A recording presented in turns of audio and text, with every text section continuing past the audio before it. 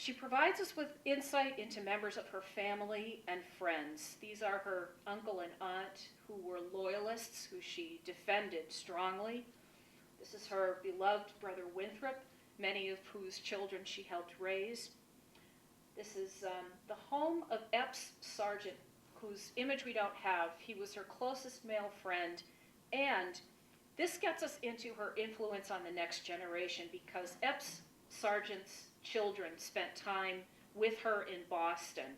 One of them, Henrietta Sargent, became part of that very active, strong abolitionist group of the next generation. You might have heard of Lydia Maria Child, Maria Weston Chapman. Of course, these are all followers of William Lloyd Garrison. That group of people, Henrietta Sargent was a very active member of that group, so that was very exciting for me to find out. This is her closest female friend, Mary Turner Sargent, who grew up in the House of the Seven Gables, which is neat.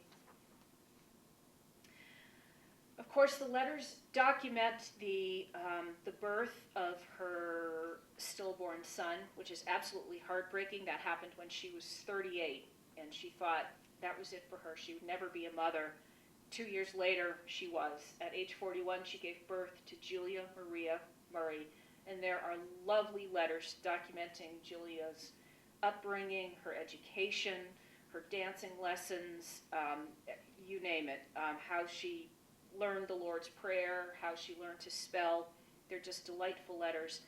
I also learned that her brother, Winthrop Sargent, had an illegitimate daughter in the South, and that Judith offered to adopt her and raise her, which never came to pass, which is a shame because the little girl met with a very unhappy life and tragic death. But anyway, Judith, as mother, as adoptive mother, as an aunt to many nieces and nephews and children of family, friends, she was just very loving and generous with her time. Her letters are filled with advice, including to young women about marriage. In one letter she wrote, "Marriage is the highest state of friendship. Let your husband enjoy your undivided, unreserved confidence." And it goes on to say, "The married pair should never be rivals. They should be friends. Husband and wife should not be considered as terms synonymous with master and slave. Equality should be the motto of wedded life, and the only contention of friends, thus affianced, which should most largely promote each other's happiness." And I love this letter